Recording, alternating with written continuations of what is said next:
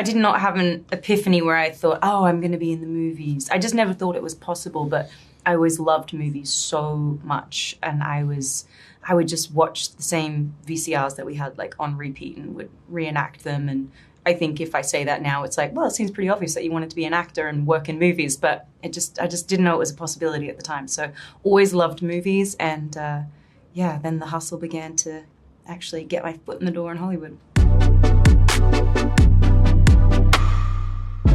Probably getting Wolf of Wall Street was like the most seismic shift in my career. That moment, I'll never forget it. I was in the room with Martin Scorsese, Leonardo DiCaprio, Ellen Lewis, the casting director, and they called me back into the room, and Marty just opened his arms like this and went, "We'd like to offer you the role."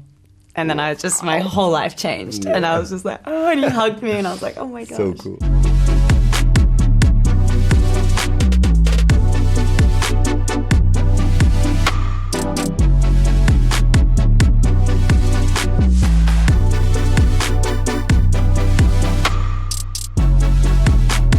She was so well respected on set, at Neighbours. She had such a good work ethic. She's just a lovely girl.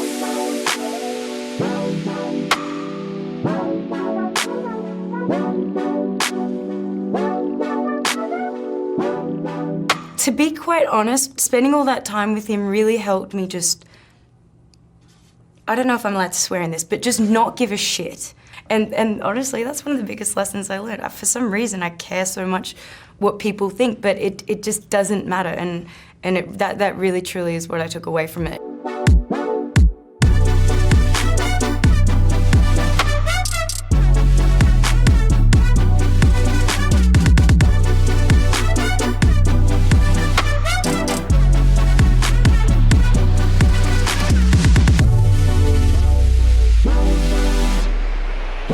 Kind of really focused on what we wanted to do and how could we be the change we wanted to see in this industry. I, for one, and everyone at the company wants to see the statistics even out with how many female filmmakers get the same opportunities. And it's not that I don't love working with male filmmakers, I really do. I just think we need to provide more opportunities for the female filmmakers right now. They've had less of a shot in the past.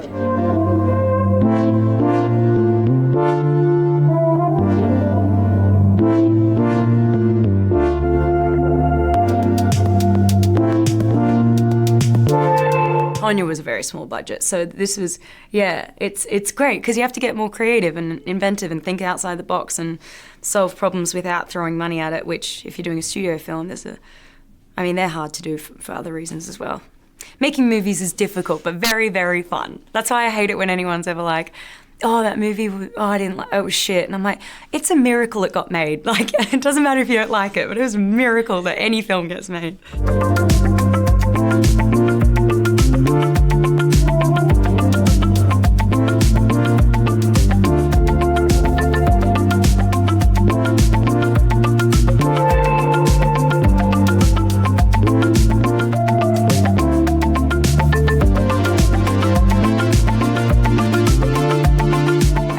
It was clear to me, both reading the script and talking to Quentin, that she represented the good parts and the innocence of the time, and like what the best of what 1969 had to offer, you kind of experienced through Sharon.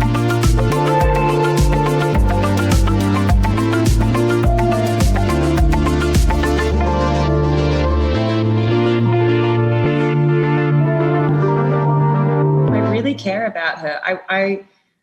I feel like there are certain characters in cinema history that stand the test of time and get to be reimagined by different people, and that I feel like is a legacy I'd really like to be a part of.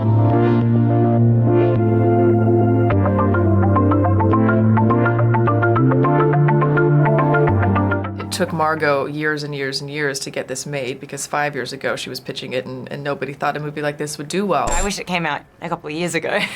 But no, it's better late than never. And definitely I think there's more eyes on this sort of conversation.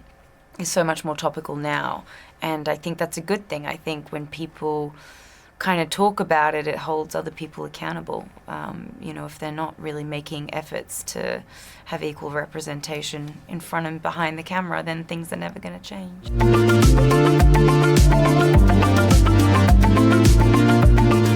Damien gave us so much freedom in this movie. There was a lot of improvising, but there was also a beautiful script written.